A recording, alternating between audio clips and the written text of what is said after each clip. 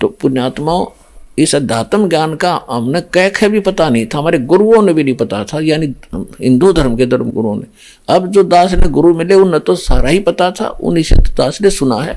लेकिन जो पहले अपने गुरु थे धर्म गुरु, उनको कख भी नहीं पता था। तो यहाँ 15वें अध्याय के 18वें श्लोक में कहा है कि अर्जुन, मैं लोक वेद के आधार से, दंत कथा के आधार से मैं पुरुषोत्तम प्रसिद्ध हूं। क्यों प्रसिद्ध हूं? क्योंकि जितने मेरे अंतर्गत प्राणी हैं, अब यहां ब्रह्मा विष्णु महेश को सर्वशक्तिमान मान्या करते, ये भी इस काल के अधीन है, ये इनको भी नाच यही नचा रहा है।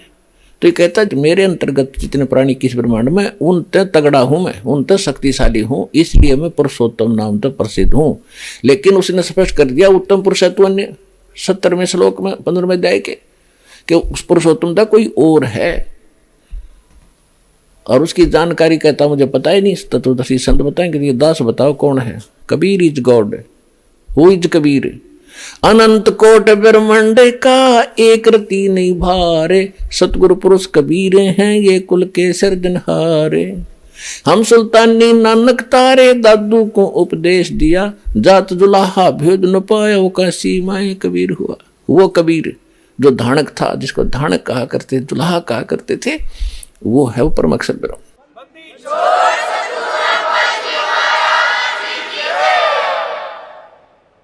अब वो है आपका पिता। आप इस काल की भांग न पी के अपने बाप को भूल गए।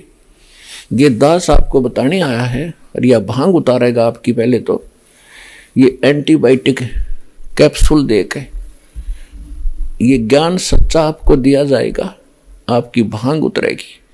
आप कहाँ रह रहे हो? काया तेरी है नहीं, ये माया कहाँ से हो, चरण कमल में ध्यान रखो, इन दोनों को खो। ये जब काया तेरी नया कोठी कैसे होगी, वो बैंक बैलेंस आपका कैसे हो जाएगा? तो ये आपके हृदय में उतरेगी यह बात, और लास्ट में यह फाइनल हो जाएगी जब इसको कई बार सुनोगे, क्योंकि अंदर मैल घना जमा हो गया। जिस संसार में रहते हो आप, वहाँ के लोग केवल उसी स्पीड में लग रहे हैं, उसी कर्म में लगे हुए हैं। तो आप यहाँ तो ज्ञान सुनकर जाते हो, आपको सही लगता है क्योंकि है ही सही। तो वहाँ जाकर अन्यों के जब कर्म देखते हो, क्रियाएं देखते हो, तो फिर वहाँ आपको भूल पड़ जाती है। इसलिए आपको रह रह कर यहाँ बुलाया जाता है, आपके अंतःकरण को साफ किया जाता है। जैसे कपड़ा मैला हो जाता है तो धोबी के पास भेजना पड़ता है, तो उसको फिर वो मार कूट के साबुन सुबन ला के अटक पटक करके और फिर उज्जवल कर देता है। तो इसलिए आपको यहाँ बुलाना आवश्यक है, क्योंकि एक धोबी घाट है इस अंतःकरण को धोने का।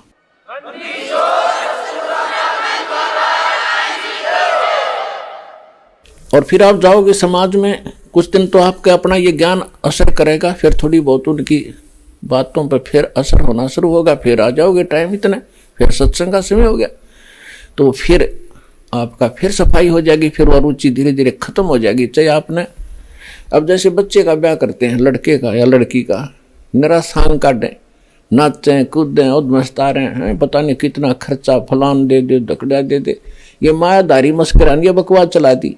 और हमारे जैसे मीडियम से लोग, गरीब आदमी, खाम खा कमर तोड़वाओ अपनी मतलब देखम देखा रीस करके। बच्चों का ब्याह कति सिंपल वे से करो।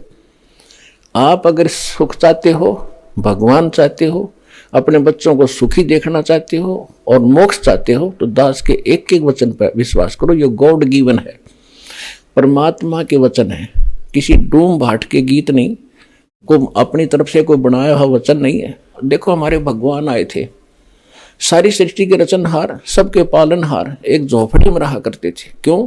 वो तो एक शब्द में सेकंड के अंदर बहुत बड़ी कोठी बना सकते थे एक वचन से। लेकिन उन्होंने हमें दिखाया कि यहाँ इतना भी पर्याप्त है। अगर कोई किसी को इतना भी पर्याप्त है तो संतोष करना, लेकिन इस भक्ति को करते रहे। अब जैसे हम शादी ब्याह करते हैं, इसको कति कम खत्म करो, ब्याह सिंपल वे से करो, मतलब ब्याह तो करो लेकिन ये बकवाद मत करो, नाचना गाना। अब दास ने बहुत से ऐसे इतिहास देख लिए कि सामने कूद रहे हैं, नाच रहे हैं, डीजे बजा रहे हैं, और दुर्घटनाग्रस्त हो गया, वो लड़का मर गया जिसके ऊपर नाचे कूदे थे, जिसका विवाह था। अगले दिन टक्कर मार रहे हैं, रो रहे हैं। तो बताओ क्या हुआ? लड़का हो गया, लड़की हो जाए वैसे कोई दिक्कत नहीं, लड़का हो जाए फिर नाचो कूदो नमस्कार है। एक ब्याह और शुरू कर दिया, बोला पीढ़िया लेकर आवे 10-20 और जाओ गेला, ये कोई बात हुई? अब एक व्यक्ति ने 10-12 वर्ष के बाद पोता प्राप्त हुआ, यानी पुत्र, उसका दादाजी हुआ था। दादाजी ने कहा भाई अपने पोते की खुशी में मैं बड़ा यज्ञ करूंगा। 10-12 गांव को आमंत्रित किया, खूब पैसा जुटाया, खूब दारू दूरू पियाई, शराब पियाई, नाचे कूदे। अगले वर्ष जन्मदिन आने से पहले पोता मर गया। अब टक्कर मारे सारा कुनबा, अब मना ले जन्मदिन, अब नाच कूद ले, बना खुशी। तो इस गंदे लोक में आप भांग पी कर नाच रहे हो, अज्ञानता के अंदर ये बकवाद कर रहे हो। यहाँ तो एक एक सांस गिन के काटना पड़ेगा आपने, जब आपको ये ज्ञान हो जाएगा। ये बकवाद नहीं भावोगे।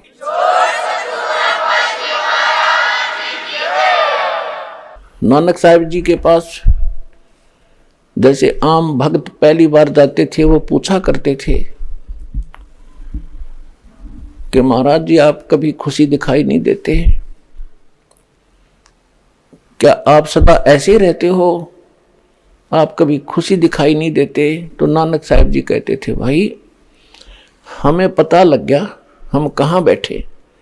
हम प्रतिदिन अपनी मौत की तरफ जा रहे हैं, मुंह बाएं खड़ा हो मौत रूपी अजगर, और हम नाचते गाते उसकी तरफ जा रहे हैं।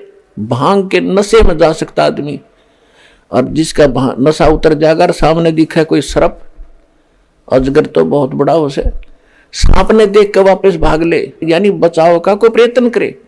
और आप खुश हो रहे हो और मौत की तरफ जा रहे हो, रोज एक दिन कम हो रहा है, मौत के निकट जा रहे हो, फिर भी नाच कूद रहे हो, तो तुम्हारी अकल गाम चली गई, तुम्हारे पास नहीं रही। नानक साहब ने कहा कि ना जाने काल की कर डारे, और किस विध ढल जा पास आवे, और जिनाते सरते मौत खुड़क दी, उन्होंने केड़ा हासावे। ना जाने कब के बिजली गिर जा, नाचे कूदे।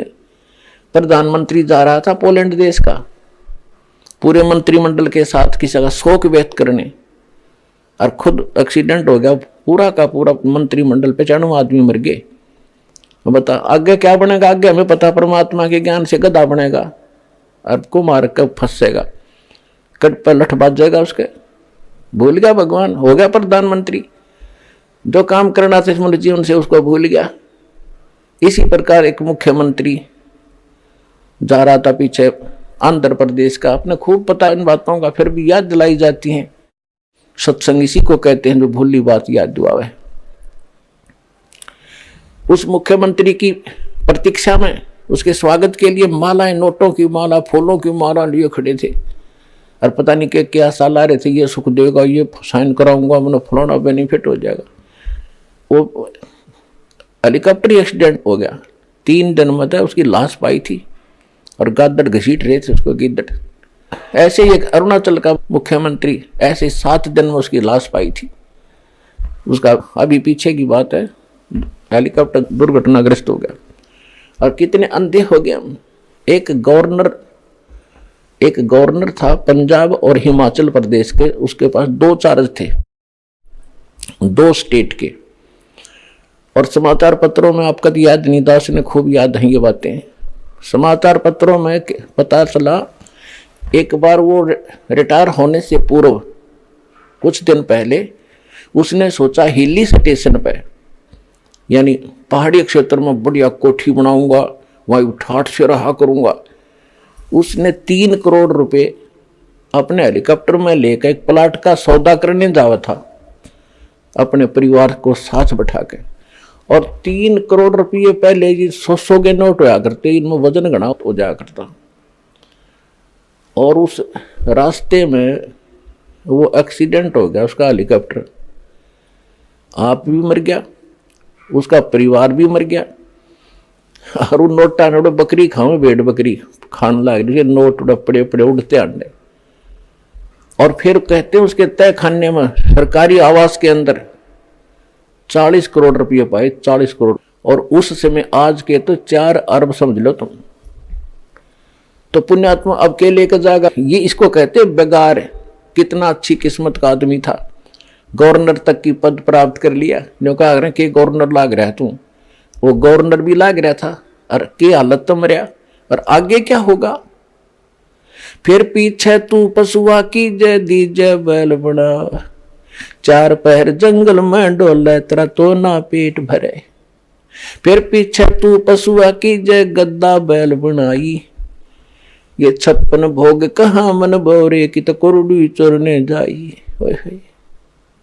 टूटी कमर पजावे चड्डे तेरा कागा मांस गिलावे। अब ये दुख अब भूल गया पा। हमने सोचा ना किसने देखा, जिन्हें देखा वो बतावे और भगवान आके बतावे, फिर हम उनसे भी ओवरटेक कराएंगे, भगवान से भी ऊपर चले जाएंगे हम। वो तो फिर हमारी बकवाद होगी, हमारी मूर्खता और कोई सात बोल देरी होगी, हमारी कोई करड़ाई है वह, जो हम भगवान के इन वचनों को अनदेखा करेंगे।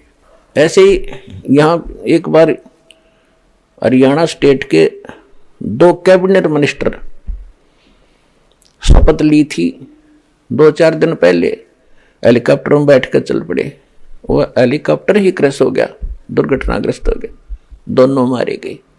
तो ऐसा नहीं है कि क्या हम ना मरेंगे। कई भगत कह देते हैं जी, हम ऐसी बातें बताते हैं तो संसार के लोग कहते हैं तुम नहीं मरोगे, हम भी मरेंगे।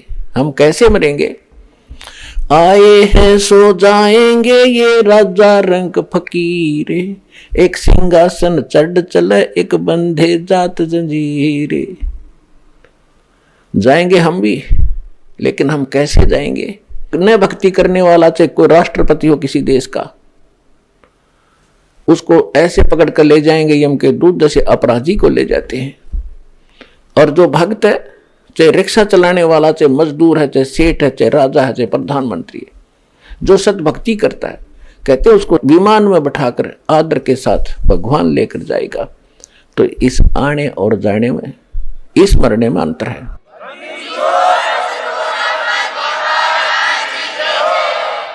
तो हमारे मरने में और संसार के मरने में बहुत घना अंतर होगा। तो हमने अपने जो बेमतलब की रिवाजें बना ली, ये हमने बनाई थी, हम ही अब कम करेंगे। अपना विवाह बच्चों का सिंपल वे से करो, भगवान ने कर रखा होता है। हम तो बकवाद करें, बाद में ड्रामा करते हैं। अब विचार करो, जिस समय ब्रह्मा विष्णु महेश का विवाह हुआ था, आपने तो पता ही नहीं, इन बातों का ज्ञान दास बता रहा है, इसमें विश्वास करना। श्री देवी भागवत के 3रे स्कंद में 28-29 अध्याय में स्पष्ट किया है कि दुर्गा जी कहती है, दुर्गा इनकी माता है, ब्रह्मा विष्णु महेश की, और इसने कहा इन 3 लड़कियां अपने वचन से उत्पन्न की और वो समुद्र में छुपा दी। फिर इन्होंने सागर मंथन किया तो वो तीनों निकली। क्योंकि आप जी को कंप्लीट स्पिरिचुअल नॉलेज नहीं है, इसलिए ये पहले वाले 2 सागर मंथन हुए थे, इनका आपको पता नहीं। एक बार वेद निकले थे चारों, और दूसरी बार ये तीनों लड़कियां निकली थी। उसके बाद ये 14-15 रतन वतन, ये तो बाद की बातें हैं, बहुत लेटेस्ट। तो उसमें तीनों लड़कियां निकली, तीनों माँ के पास लाई गई। माता ने कहा बेटा इसका नाम सावित्री रख दिया, ब्रह्मा या तेरी पत्नी है, जाओ बेटा अपना संसार सफर तय करो, अपना घर बसाओ। दूसरी लड़की का नाम लक्ष्मी रख दिया और विष्णु जी को कह दिया, जा बेटा इसका नाम लक्ष्मी है या तेरी पत्नी है, अपना घर बसाओ। तीसरे को शंकर जी को कह दिया, ये उसका उमा नाम है और इसके साथ अपना तेरा ब्याह कर दिया, बेटा जा और घर बसाओ। हो गया ब्याह। ना वहाँ बाती थे, ना कोई बराती थे, ना हलवाई था, जलेबी तारनिया लड्डू बनानिया, कोई बकवाद करनिया नहीं था। तो ये हमने कोरी बकवाद शुरू कर दी और ये अपने सिर पर बाहर धर दिया। सारी उम्र ये काम पूरे ना होते हैं, भक्ति करेंगे कब? तो इनसे हल्का होकर ही आप भजन कर पाओगे। यदि आपने समाज देखकर चलोगे तो आप भक्ति नहीं कर सकते, ठीक है, मोक्ष नहीं पाओगे। जैसा करोगे वैसा फल आपको मिल जाएगा, मुक्ति रह जाएगी। तो दास आपको एक विधि बता रहा है जिससे आप यहाँ भी सुखी हो जाओगे, आगे भी सफर अच्छा करोगे। और कम से कम अपना जितना आवश्यक हो उतना मकान बनाओ, भगवान कबीर परमेश्वर को देखकर अपना जीवन सुचारू करो, रीसेट करो। एक झोपड़ी में रहा करता था पूरा परिवार, ऊपर तो छान थी बराबर के, ईंटों की, कच्ची ईंटों की बनाकर लीप दिया करते थे। हमने देखे हमारे दादी परदादी कच्ची झोपड़ियां में रहा करते थे, कच्चे मकान बनाया करते थे, तो वो भी तो सुखते जिया करते थे। मकान का काम तो केवल प्राकृतिक आपदाओं से, आंधी, ओले, बरसात, गर्मी, सर्दी से बचने का है। वो चाहे घना बड्डा बना ले, चाहे उसका संगमरमर ला ले, उसने उतना ही काम करना जो झोपड़ी कराया करे। आप सतकर मानना, ये महल यहीं रह जाएंगे। कौरव पांडव लड़का मर गए इस लाल किले पे, इसमें अब यहीं बैठा है, काग बोलना इसमें, अब वो पता नहीं कहाँ कुतरू बने फिर रहे होंगे गधे। तो पुण्यात्माओं पाछा धोखा खा लिया, उससे ईब सावधान होना पड़ेगा हमने पिछले दुखों को देखकर। और इसके सत्संग का लाभ भी यही है, जो आदमी सच्चाई को ग्रहण करे और जो हमारा हानिकारक वस्तु उसने तुरंत त्याग दे। बीड़ी, शराब, मांस, तम्बाकू ये नर आहार नहीं है। ये तो राक्षस लोग कहा करते थे जो ऐसा खाद्य पदार्थ खाते थे, अब ये आम होता जा रहा है। तो ज्ञान के बिना, तत्व ज्ञान के अभाव से हम गलतियां पर गलती कर रहे हैं। तो जो प्रसंग चल रहा है वो परम अक्षर ब्रह्म है, जो सबका जनक है, सबका पालक है।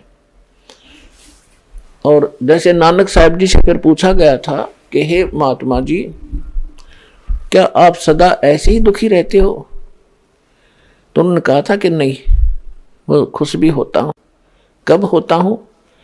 जब मेरे अनुयायी, मेरे शिष्य सत्संग में आ जाते हैं, और सारे के सारे आ जाते हैं। एक आधा चलो नहीं आता, उसे पूछ लेते हैं भी क्या बात, वो नहीं आया, क्या कारण है? वो ठीक ठाक है, आकांक्षा जी वैसे ठीक है, वो किसी कारणवश नहीं आया। पहले थोड़े शेष होया करते थे, 100-200 मुश्किल से इकट्ठे होते थे। उस समय परमात्मा का, नानक साहब जी को भगवान मिले थे, सचखंड लेकर गए थे, वापस छोड़ा था, कबीर परमेश्वर मिले थे। और उसके बाद नानक साहब जी ने यही ज्ञान प्रारंभ किया था। और वो हिंदू धर्म में जन्मे थे, रामकृष्ण के पूजा स्वयं भी करते थे, उनका पूरा परिवार भी रामकृष्ण की ही पूजा करता था। तो उस समय इस मार्ग को इससे हटकर अलग से चलाना हंसी खेल नहीं था। उस समय नानक साहब के कोई ज्यादा शिष्य नहीं हुए थे, लेकिन कुछ पुण्यात्मा अवश्य उनको स्वीकार किया था, कुछ पुण्यात्माओं ने माना था। तो वो क्या कहते थे कि भाई साध मिले साढ़ा शादी होंदी, और विछड़ जा दिलगिरी वे, अख दे नानक सुनो जहाना, मुश्किल हाल फकीरी। कि जब ये मेरे साध संगत, मेरे भक्त जब आते हैं यहाँ सत्संग में, तो मेरी खुशी का ठिकाना नहीं रहता। और जब ये बिछुड़ जाते हैं, आप अपने घर को जाते हैं, तब मुझे वही दुख छा जाता है। कारण क्या है कि संसार के अंदर ये ज्ञान नहीं है, और इस भगवान की जानकारी किसी को नहीं है। इन बच्चों को मुश्किल से यह बात समझ में आई है, ये रहते हैं उस समाज के अंदर जो इसके विपरीत सब क्रियाएं भी कर रहा है, विपरीत ज्ञान भी रखता है। तो मुझे ये डर बना रहता है कि कहीं मेरे इस बाग में कोई कीड़ा ना लग जाए, कोई पौधा सूख ना जाए, कोई बच्चा भ्रमित होकर यहाँ से दूर ना चला जा। और जब ये यूं के यूं वापस आते हैं, तो मेरी खुशी होती है कि परमात्मा की दया है इनके ऊपर, अभी कोई काल के दूत ने इनको खराब नहीं किया है। तो साध मिले साढ़ा शादी होंदी, विछड़ जा दिलगिरी वे, अख दे नानक सुनो जहाना, ये मुश्किल हाल फकीरी वे। ये भक्ति करना इतना कठिन कर दिया इन लोगों ने, गलत ज्ञान प्रचार कर दिया, और हम सच्चाई बता रहे हैं। तो इसके ऊपर भक्तों को लगाना, इस फकीरी माने भक्ति, इस भक्ति पर लगाना बड़ा कठिन हो गया हमारे लिए। तो यहाँ पुण्यात्माओं हमें खुशी हो रही है, ये बच्चे भगवान को पहचान रहे और उमड़ उमड़ कर प्रत्येक सत्संग में उभर कर आ रहे हैं। तो दास की खुशी का कोई ठिकाना नहीं होता रहता कि परमात्मा, दास का मिशन सफल हो रहा है, आपके बच्चे आपको पहचान रहे हैं। और पुण्यात्माओं, परमात्मा के विचार दास आपको बताता है, इन विचारों को जन जन तक पहुंचाओ, इस मिशन को सफल करो। दास आपको एक सुखद जमाना देगा, पूरा विश्व सुख से जिया करेगा।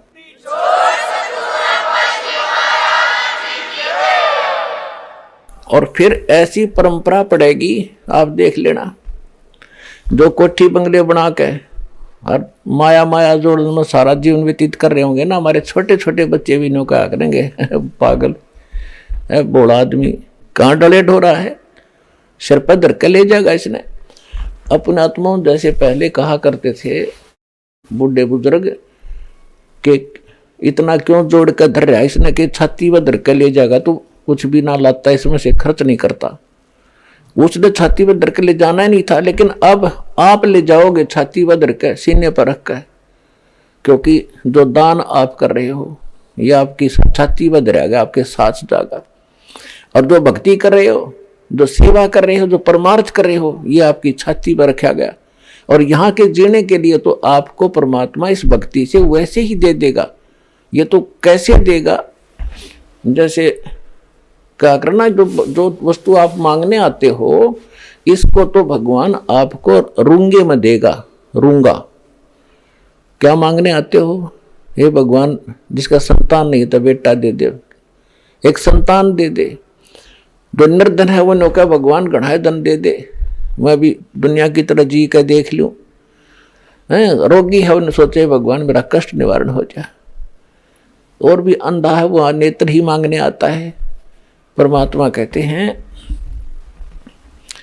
कि ये तो जो वस्तु आप मांग रहे हो ये तो हमारा इशू ही नहीं है कि केवल यही दें आपको, ये तो हमारा बिजनेस भी नहीं है। ये तो वैसे हम वैसे देने पड़ते हैं आपको। जैसे आपने देखा होगा कई व्यापारी लोग वस्तु कुछ बेच रहे होते हैं, कुछ व्यक्ति अन्य आइटम मांगते हैं तो वो कह देता है कि ये हमारा बिजनेस नहीं है। वैसे कोई मांग लेता, ग्राहक इसलिए रखा है, ले ये भी ले जा, बाकी हमारा बिजनेस कुछ और है। इसी प्रकार ये हाँ का जो उद्देश्य है आपको जन्म और मृत्यु से, जरा मरण से छुटवा कर और उस सतलोक में भेजना है, जहां जाकर आप कभी दुखी नहीं होगे, सदा का सुख होगा। और यहाँ छोटा मोटा सुख आपने मांग लिया, एक चीज दे दी किसी संत ने, मान ले जो नकली से हैं, वो तो नहीं देते आपके संस्कार का सूता बैठ जाएगा, तो वो तो एक तो मिल गया, राग सारे दुख नो के नो। और यहाँ पर आपको सभी सुख मिलेंगे और आपके कष्ट भी निवारण होंगे, आप स्वस्थ भी होगे। और आपको जितना धन आपको चाहिएगा ना जीने के लिए, वो धन आपको अवश्य मिलेगा। भगवान आपको भूखा नहीं सोने देगा यदि आप विश्वास के साथ रहोगे। आपका कोई काम नहीं अड़ेगा, ये गारंटी देता दास, ये सच्ची नीत लगे रहता।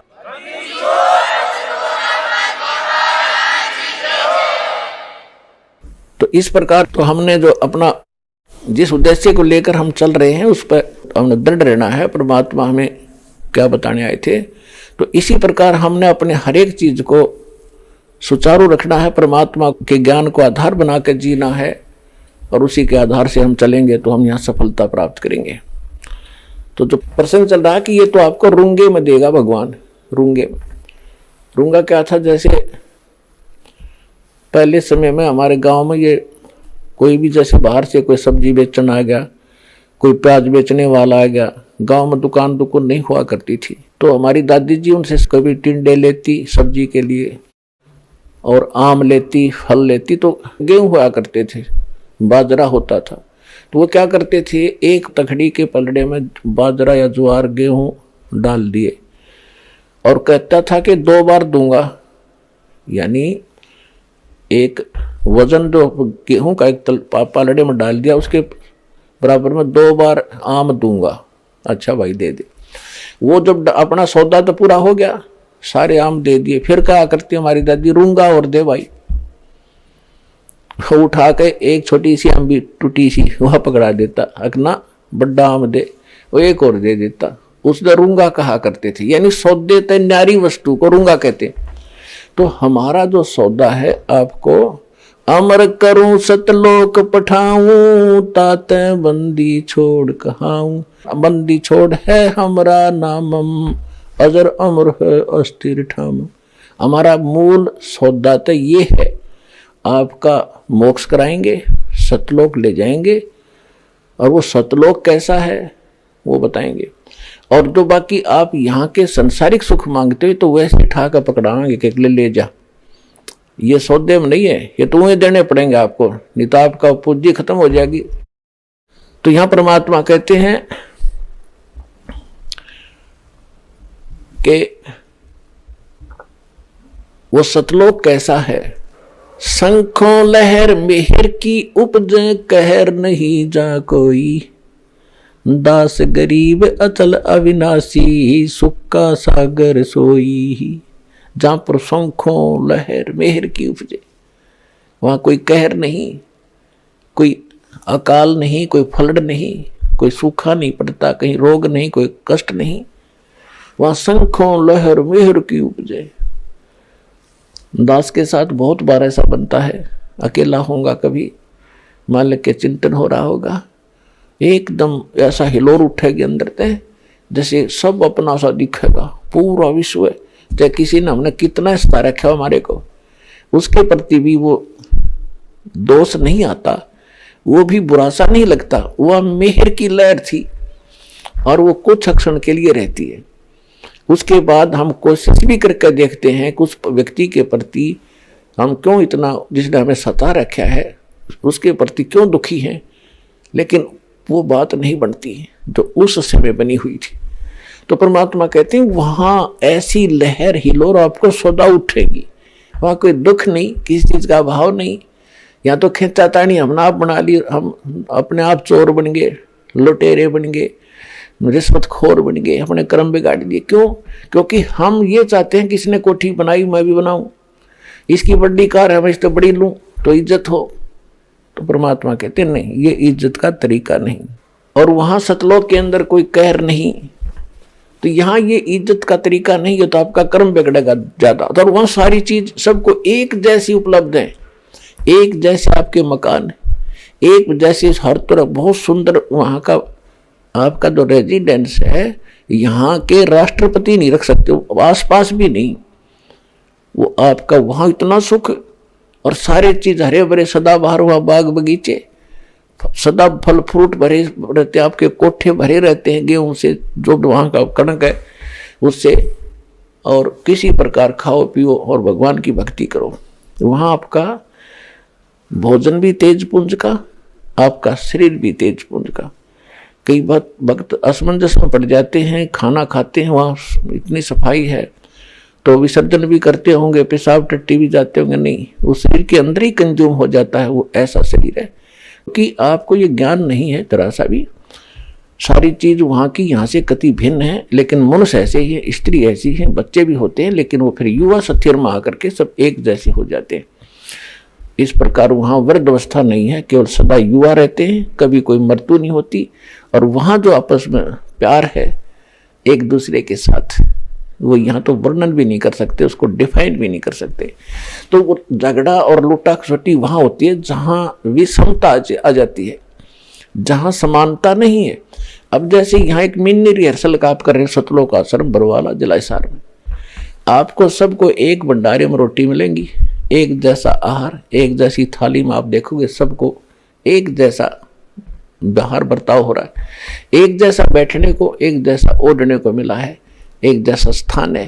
तो यहाँ आकर आप में राग द्वेष होए को नहीं, राग द्वेष वहां होता है, इसको दूध दे दिया मेरा तो चाय भी ना पूछी, तो वहां होता है राग द्वेष, ऐसा नहीं होगा। तो ये एक मिनी रिहर्सल है, यहाँ तो प्यार से आप पर हो गया। आपको मान ले लाइन में लग रहे हो और रजाई ले रहे हो, तो आपको जल्दी नहीं हो सकती, अक मिलेगी 2 मिनट पीछे मिल जाए, क्या बात हुई। तो वहां होती है थोड़ी सी उथल पुथल, जहां किसी चीज का अभाव हो जाए।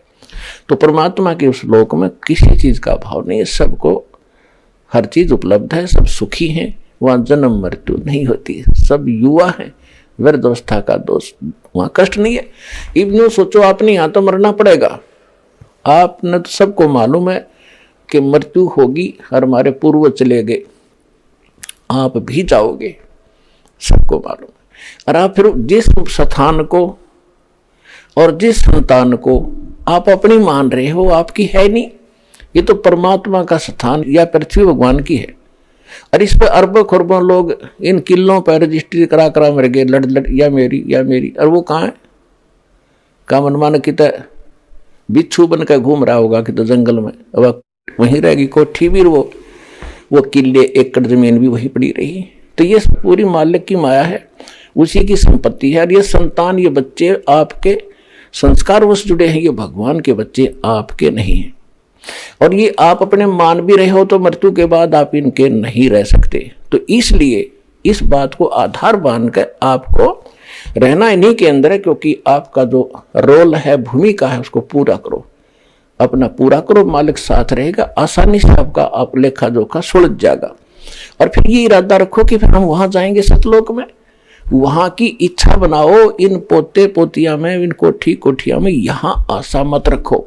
इस ज्ञान से रह भी नहीं गई, मूर्ख होगा तो बेच सकते, और रहेगी तो आप फिर वापस आ जाओगे यहाँ पर। जहां आशा ता बासा हुई, मन कर्म वचन सुमरियो सोई, ये विधान है। तो हम आशा सतलोक की बनाई, वापस इसी घर की नहीं बनावे। और यहां आगे उन्होंने भैंस बन के आ बैठे, अपने घर में भैंस बन गए, बता दूध ना देंगे तो घर वाले लठ मारेंगे, इंजेक्शन ठोकेंगे, तो के फायदा वापस यहाँ की आशा रखने का। कुत्ता बन के आगे तो टूक नहीं दे, द्वार पर बैठे रहना, कोई जूठा टोक कभी शुद्ध होगी तब डाल देंगे, ना बैठा रहोगे। तो ये सच्चा ज्ञान है, ये भगवान का दिया हुआ है, किसी डूम बाट के गीत नहीं है, कोई स्वार्थी व्यक्ति का बनाया ये विधान नहीं है। तो इसको आपने आधार बनाकर जीना भी है और ये भक्ति भी करनी, तभी आप यहां से छूटोगे और सतलोक में जा बैठोगे।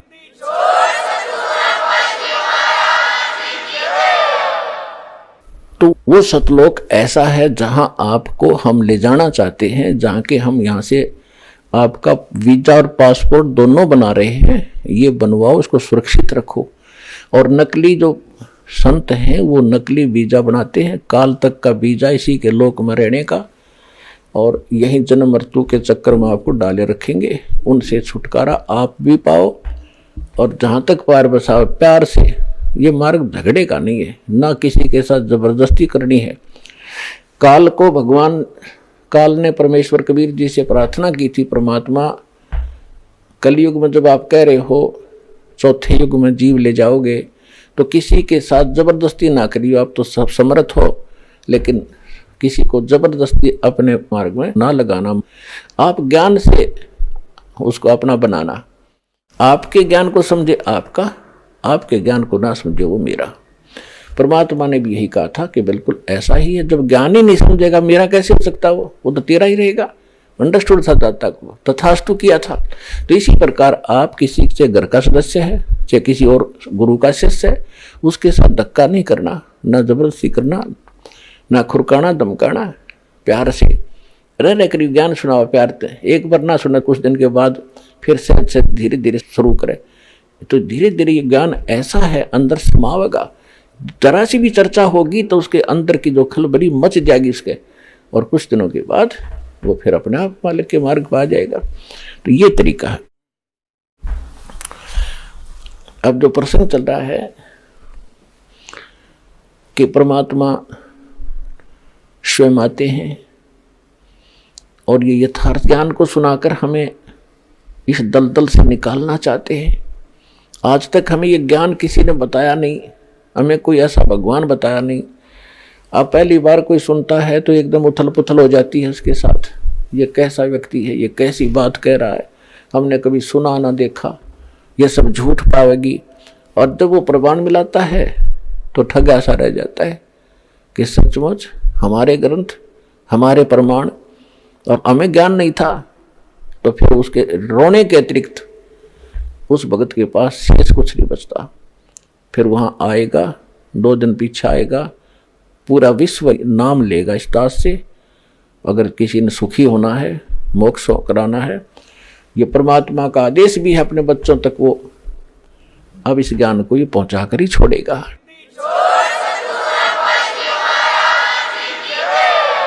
चाहे जो कितना भी दृढ़ होकर बैठ गया अपने गुरु के ज्ञान पर, मेरे गुरु का ज्ञान सही है, गुरु जी बिल्कुल सच बताते, मैं नहीं मानूंगा, लेकिन इस सत्य में इतना दम है, ये मना कर मानेगी। धर्मदास जी परमात्मा से जब मिले थे, जब उनकी वार्ता शुरू हुई थी मथुरा में, तो धर्मदास जी ने यही शब्द कहा था कि मैं अपने ज्ञान पर पूरा विश्वास करता हूँ, अपने भगवान पर, अपने गुरु जी पर, मैं किसी की बातों मानने वाला नहीं हूँ। परमात्मा बोले जी ठीक है, मैं तो एक अज्ञानी हूँ, मैं तो आपसे जानना चाहता हूँ, मुझे मेरे प्रश्नों का उत्तर दो। ये ब्रह्मा विष्णु महेश की माता पिता कौन है, मुझे यही बता दो। फिर वो कहने लगे कोई माता पिता नहीं है। तो परमात्मा ने वो प्रमाण बताए उन देखा कि वो साथ ले रहा था पुस्तक, ठगा सा रह गया। लेकिन फिर भी ना मानने, क्योंकि ये अहंकार बहुत बुरा कि कैसे हो सकता है, ये कैसे हो गया, तेरी पुस्तक में लिखा है और कैसे हो गया, तेरे ग्रंथ में लिखा है फिर कैसे हो गया। अपने गुरु ने कोस उसने जिसने तेरा भट्ठा बैठा दिया। ज्ञान तो सही है, वेद से ही, गीता से ही, प्राण से ही, कुरान से ही, बाइबल से ही, गुरु ग्रंथ से भी, लेकिन तुम्हारे इसके पढ़ने वाले, इसको व्याख्या करने वाले ठीक नहीं है। बेत कतेब झूठे ना भाई, झूठे हैं जो समझे नहीं। ये वेद कतेब यानी शास्त्र झूठे नहीं, झूठे तो ये लोग हैं जो समझे नहीं, इन्हें कख भी नहीं पता, अपने सदग्रंथों का ज्ञान नहीं। इसमें क्या वर्णन किया हुआ है, अपना जीवन नाश किया और ना जाने कितने परमात्मा के बच्चों को मिसगाइड करके वो भार सिर पर और रख लिए नकली गुरुओं ने।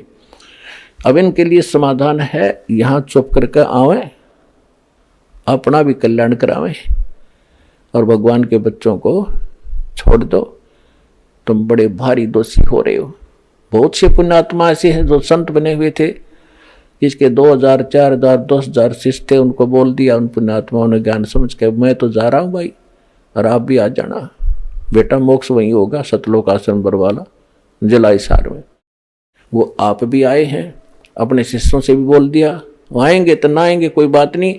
वो संत भार मुक्त हो गया जिसने ये कह दिया भाई मेरे पास ज्ञान नहीं था। और ये सच्चाई है, इसमें जीत हार का रोड़ा नहीं है, यहाँ तो मोक्ष उद्देश्य रखो।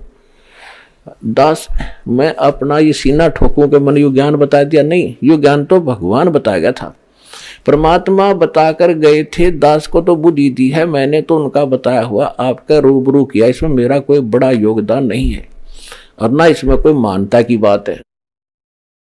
ये कोई मेरा अपना आविष्कार नहीं है, ये भगवान का ज्ञान भगवान ने दबा रखा था खजाना।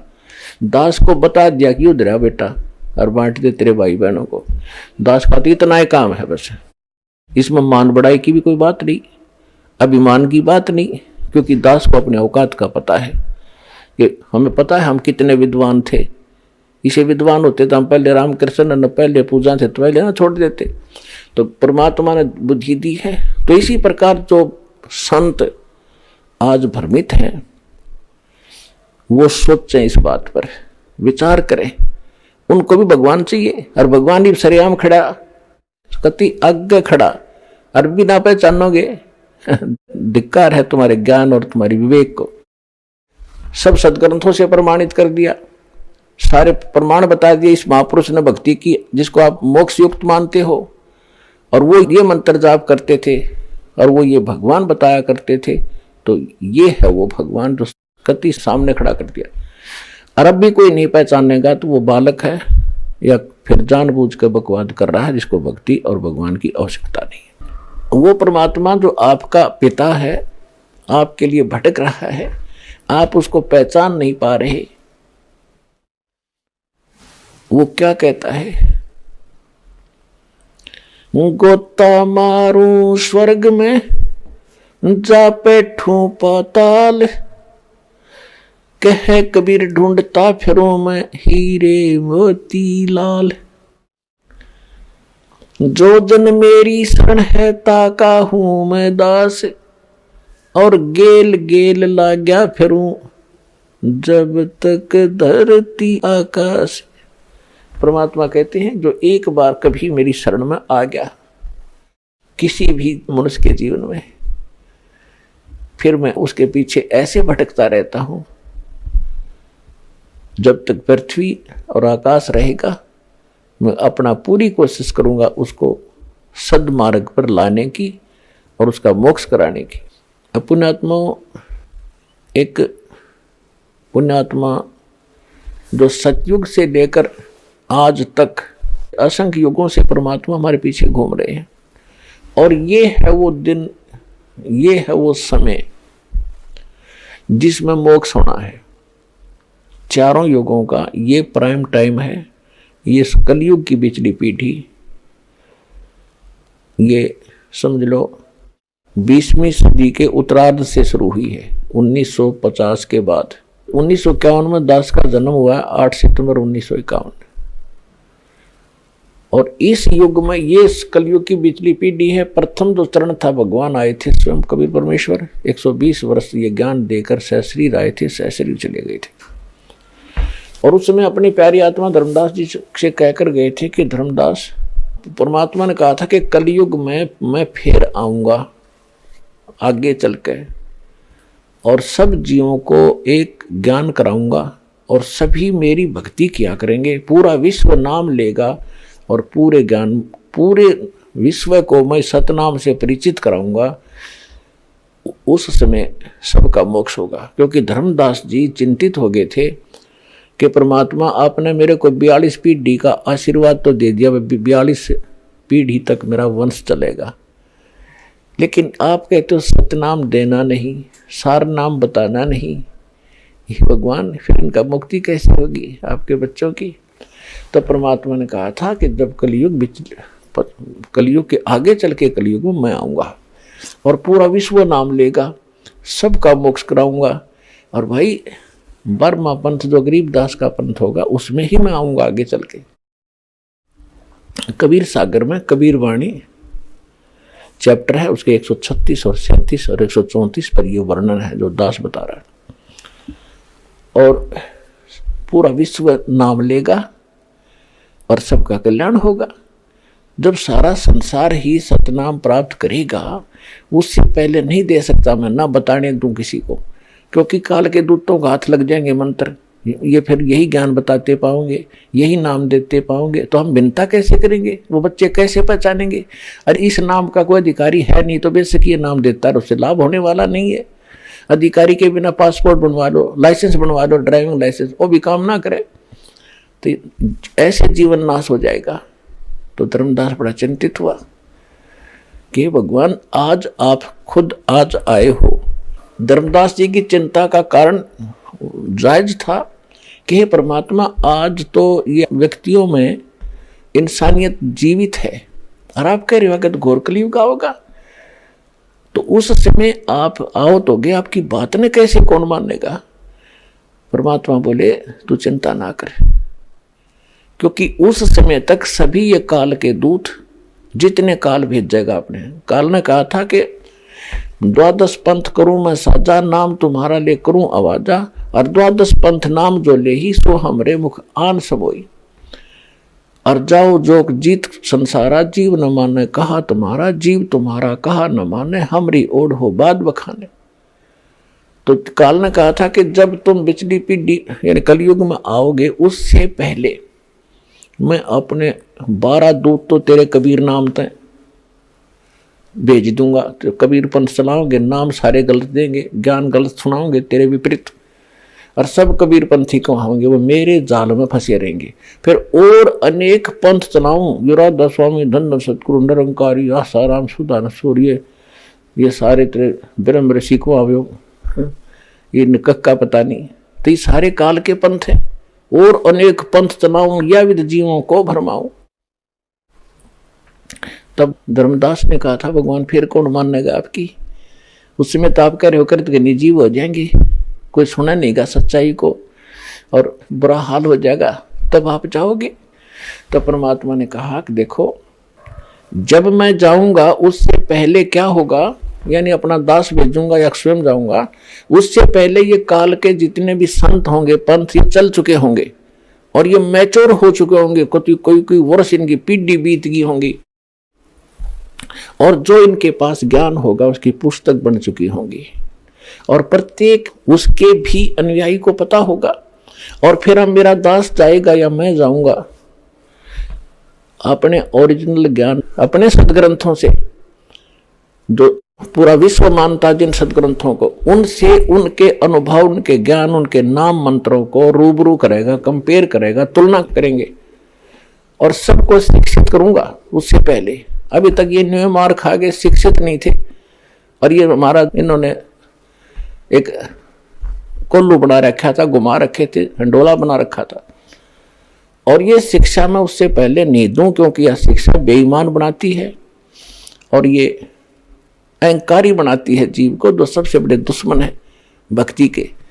फिर धर्मदास जी ने कहा था फिर ये बेईमान इतने बढ़ जाएंगी कैसे सेट होंगे कि इस ज्ञान में इतनी शक्ति है, वो अपने आप सेट हो जाएंगे। मेरे ज्ञान में ऐसी ताकत है, इतनी सत्यता है कि अपने आप मेरी आत्मा मानेगी ये मन की बकवाद है। अहंकार हो जाना और बेईमान हो जाना, किस चीज पर हो गए बेईमान? कोठी बना ली, फिर गधा बनेगा, वो याद दिलाई जाएगी इसको, फिर ये अपने सिंपल वे से जीवेगा। इनको ऐसा ज्ञान दूंगा, शिक्षा दूंगा, जितने बिगड़ेंगे बिगड़ लेंगे, फिर उनको सेट करना भी मुझे आता है। इस ज्ञान से सेट होंगे, और कोई तरीका नहीं। आज तक ये शिक्षा का जहर अपने को खाने नहीं दिया भगवान ने। चौथे युग तक देख लो पिछला। अब इस शिक्षा से हमने उद्देश्य क्या बनाया? रोजी रोटी, नौकरी प्राप्त करूंगा, नौकरी प्राप्त करूंगा। चलो इस लालच में आप पढ़ते गए। 2 रोटी भगवान ने देनी है और वो अवश्य देगा। 2 सुबह शाम के रोटी भगवान सबको देता है, और मिलता वही है जो आपकी किस्मत में लिखा है। इससे ज्यादा नहीं मिल सकता। तो पैर पटक लो, कितना पाप कमा लो, पाप से पैसा इकट्ठा कर लोगे, कहीं बीमारी में लग जाएगा, कोई और समस्या आ जाएगी, टेंशन नारी दे जाएगा, कर्म नो के नो पाप कर्म धरे रह जाएंगे तेरे सिर पे, और धन रहेगा नहीं। तो परमात्मा हमें कह रहे थे कि ये ज्ञान मैं ऐसा दूंगा कि सब अपने आप इससे उल्टे हट जाएंगे और इस ज्ञान को स्वीकार करेंगे। तो परमात्मा ने कहा था कि जब कलयुग बीत जाएगा तो धर्मदास कहने लगे, महाराज वैसे आप जो कहो वो तो सत्य ही है भगवान, आपकी बात झूठी हो ही नहीं सकती, पर ये बात आजकल हम किसी को बताएंगे तो दाता किसी का यकीन नहीं होगा। तो धर्मदास जी से फिर परमात्मा ने ये समय बताया था कि कलयुग बीते 5500 पाचा, तब ये वचन मेरा होगा सच्चा। तो परमात्मा ने कहा था कि कलयुग बीता जो 5500 पाचा, तब यो मेरा वचन होगा सच्चा। तो अब ये पुण्यात्मा वो समय आ गया है, इस ही युग में, कलयुग में मोक्ष होगा और ये समय होगा। अब आप तो खूब परिचित हो, क्योंकि भक्ति का जब भी किसी समय में भी भक्ति, जैसे चाहिए यहाँ के ऋषि मुनियों ने भक्ति की है, जैसी भी जहाँ तक इनकी भक्ति थी, तो वो भी इसी अक्षेत्र है। ये कोई देश विशेष नहीं है। क्योंकि अगर हम भारत देश माने तो भारत देश तो पहले पाकिस्तान, बलोचिस्तान, पूर्वी पाकिस्तान, पश्चिमी पाकिस्तान, इराक, ईरान और गजनी तक, ये सारा एक ही भारत था। अब ये इतना टुकड़ा भारत मान लिया हमने। ये अक्षेत्र है, पूरी पृथ्वी का ये अक्षेत्र है, जहां पर पहले से परमात्मा की कृपा यहाँ रही है। स्वयं परमात्मा यहाँ भी आए हैं, रहे हैं, जैसे काशी में रहे, फिर यहाँ हरियाणा के अंदर आए, अरिब योदास भेज रखे इसी अक्षेत्र में सत्ज्ञान को देने के लिए। तो शुरू से ही कृपा यहीं से रही है। जब भक्ति का उत्थान हुआ है, यहीं से हुआ है। तो इस प्रकार ये प्रत्येक युग में यही समय सिलेक्ट किया जाता है। अब आप देख लो, 1947 में हिंदुस्तान आजाद हुआ, 1951 में दास का जन्म हुआ, और जब दास 8-9 वर्ष का हो चुका था, तब तक हमारे वहाँ कोई शिक्षा की लहर नहीं थी।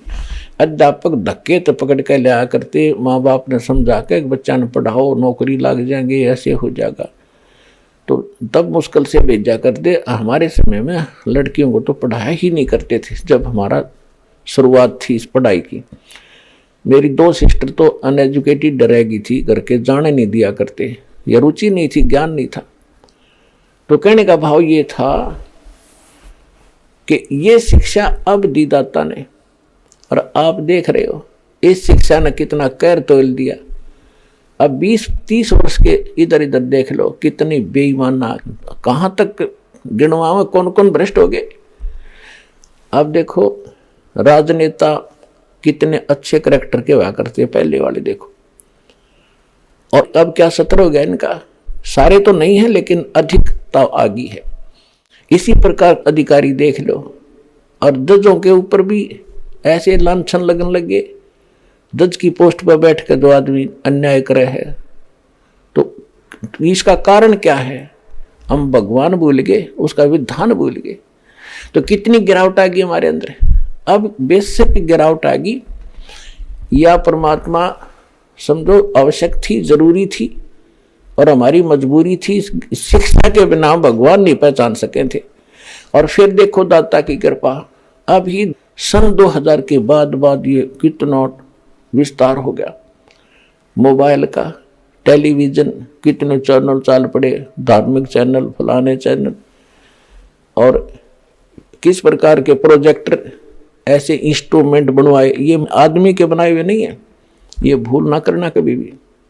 ये परमात्मा का दिया माइंड है, परमात्मा ने बनवाए हैं। ये मनुष्य यही थे, लाखों वर्ष बीत गए, इन ढंग से कोई सानी काटने का गड्ढा सा बनाना नहीं आया। और एक रेडू के अंदर 6 खेतर जोड़ के रथ का करते, सबसे बड़ा वाहन सुंदर, 6 घोड़े जोड़ के उसमें घसीटिया इंडिया करते, कितों को काट ले जाते, ना सड़क थी ना कुछ और थी। तो ये मेन माइंड नहीं है, ये भगवान का दिया हुआ आपके लिए, कि इसके बिना आप ना देख सकते, ना पहचान सकते भगवान को, और ना ग्रंथों को सत्य मान सकते। आप अपनी डफले पीटे थे सभी, कोई कहता ये सच्ची है, कोई कहता नहीं मैं कह रहा ये सत्य है। अब सत्य तो सदग्रंथ बताओगे कौन सा है, वो दास ने रूबरू कर दिया। इन सभी जितने भी संत हुए हैं, जिनको भगवान मिला उनको छोड़कर, ये नकली जितने हैं, इनके अनुभव की पुस्तकें आपके रूबरू कर दी कि ये ऐसा बताते हैं। और जिनको भगवान मिला वो संत ये बताते हैं, और हमारे ग्रंथ ये बताते हैं। हमारे ग्रंथ जो बताते हैं और जिनको भगवान मिला वो संत बताते हैं, वो दोनों एक बता रहे हैं। तो इसके विपरीत जिनके विचार हैं वो शास्त्र विधि को त्याग कर और मनमाना आचरण है, वो उसमें आपको कोई लाभ नहीं होगा। गीता अध्याय नंबर 16 के श्लोक नंबर 23 और 24 में यही प्रमाण है कि अर्जुन, जो शास्त्र विधि को त्याग कर मनमाना आचरण करते हैं, उनको न तो कोई सिद्धि प्राप्त होती है, न उनकी गति होती है, न उनको कोई सुख होता है। और इसलिए भगवान को भजते हैं हम, इसलिए भगवान की भक्ति करते हैं कि हमारे जीवन सफर में आने वाले पाप कर्म रूपी कांटे जो हमें दुखदाई होने थे वो कटे, वो साफ हों। तो इसलिए भगवान की आवश्यकता थी। जब तक हम भक्ति नहीं करते, पूर्ण परमात्मा नहीं मिलता, तब तक तो हम केवल अपना किया कर्म ही भोगते हैं। पाप भी भोगने पड़ेंगे और पुण्य भी, दोनों जो लिख रखे आपकी किस्मत में। तो इस लिखी हुई किस्मत में जो लिखा है पाप या पुण्य, अब पुण्य को तो कौन कटावे, पाप पे कटाया करे। तो ना तो ब्रह्मा जी काट सकते, ना विष्णु जी, ना शिव जी, ना दुर्गा जी, बाकी सारे इनके नीचे देवता, उनका तो बात छोड़ दो। ना ब्रह्म काट सकता सरपुरुष, ना अक्षर पुरुष काट सकता उस कर्म के कांटे ने। केवल परम अक्षर ब्रह्म काट सकता है। तो उसकी शरण में आने के बाद फिर आपके जो भक्ति रूपी सफर में पाप कर्म रूपी कांटे होंगे, वो ऐसे साफ करेगा। कैसे और किसके करेगा? जब आपके हृदय में ओनली कबीर इज गॉड ये रह जाएगा कि कबीर इज गॉड, कहते नहीं, आत्मा मानेगी सब प्रमाण देख के, और फिर सुख देगा आपको, फिर गवाही देगी आत्मा। कहाँ? भगवान तो यही है। तो जिस समय आप किस स्थिति में आ जाओगे, पति भर्ता पद पर। पति भर्ता किसे कहते हैं? वो लड़की अपने पति के अतिरिक्त अन्य किसी पुरुष में वो आस्था पति वाली ना रखे, बाकी सबका आदर सत्कार करना वो अन्य वस्तु है, वो शिष्टाचार है, आवश्यक है। तो इसी प्रकार जैसे हम किसी वस्तु की डिमांड को वस्तु प्राप्त करना चाहें, तो अपने भगवान कबीर साहब के अतिरिक्त अन्य किसी देवी देवता में सपने में भी इच्छा ना हो कि ये इतना मांग लूं, इससे मैं इच्छा करूं या मुझे कुछ राहत दे। तो तब आप पति भर्ता पद पर होगे। तो उसके विषय में बताया परमात्मा गरीबदास साहिब ने कि पति भर्ता जमी पर जो जो धर है पाओ, समर्थ झाड़ू देत है ना काटा लग जावे। कहते हो समर्थ वो परम अक्षर ब्रह्म कबीर साहब आपके जीवन रूपी सफर में आगे आगे चलेगा झाड़ू लेकर कि मेरे बच्चे के, मेरी प्यारी आत्मा के काटा ना लग जा, यानी इसको कोई पाप दुखी ना करते। तो पुण्यात्मा काटा निकालते हैं ना, तब भी पीड़ा होती है थोड़ी सी, पर वह एक बार होती है। तो अभी आप जो इतने काटे आपने पैर में लगा रखे हैं असंख्य युग के, अरे वे धीरे धीरे निकलेंगे। यानी पाप आपको सुख करने के लिए थोड़ा बहुत कोई कष्ट भी हो रहा तो नो सोच ले भगवान काटा काट रहा है। कहते हैं संत शरण में आने से आई टले बला, जय मस्तिष्क में सूली हो व काटे में टल जा। यानी इतना कष्ट होगा आपके ऊपर जैसे आप भक्ति में लग गए आते हो। और कुछ कहते हैं जी अभी कुछ लाभ हुआ नहीं, मेरा चौथा चक्कर हो गया। ये तो सारी उम्र चक्कर लगाना पड़ेगा तुमने यहाँ पर। आपने सोचो गुरुजी झाड़ा ला दें तुम ठीक हो गए जाओ घर ने, ऐसी गलती रामपाल नहीं करेगा। आपको ज्ञान देगा, आपका आने वाला जीवन और सुखी करेगा इस भक्ति मार्ग से।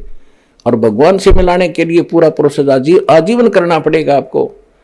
राम नाम रटते रहो जब तक घट में प्राण, कभू तो दीन दयाल के बेनक पड़ेगी ही कान। जिस समय तक बच्चा आखिरी पढ़ाई नहीं कर लेता, कोई ट्रेनिंग करने गया 5 वर्ष की है, तो जब तक वो ट्रेनिंग पूरी नहीं होती तब तक उसको कॉलेज में उस इंस्टीट्यूट में जाना पड़ेगा, हाजिरी लगवानी पड़ेगी, नहीं तो फिर फेल हो जाएगा। तो आपको इनों का में 5 मार आ गया जी, गणा कोई विशेष लाभ तो नहीं हुआ है। तो ये धीरे धीरे होगा। जैसे डॉक्टर के पास एक ही मर्ज के 2 मरीज जाते हैं, एक को तो 10 दिन की दवाई में औषधि पे ठीक कर देता है, और एक को कहता भी अभी और टाइम लगेगा, 2 महीने 3 महीने तक औषधि देनी पड़ जाए, क्योंकि उसका रोग अधिक था और उसका तरीका यही है, इन औषधि से के सेवन करते रहने से ही कटेगा। तो ठीक इसी प्रकार समझ लेना, जिनके थोड़े पाप कर्म हैं वो जल्दी सुलझ जाते हैं, जिनके ज्यादा दुखी है कोई ना, परमात्मा तो समर्थ है, उनको भी खत्म करके छोड़ देगा, लेकिन उसमें समय लगेगा। तो जल्दी ना करना, इस पृथ्वी में कोई ठिकाना नहीं आपको इस सतलोक आसन बरवाला के अतिरिक्त, ये याद रखना।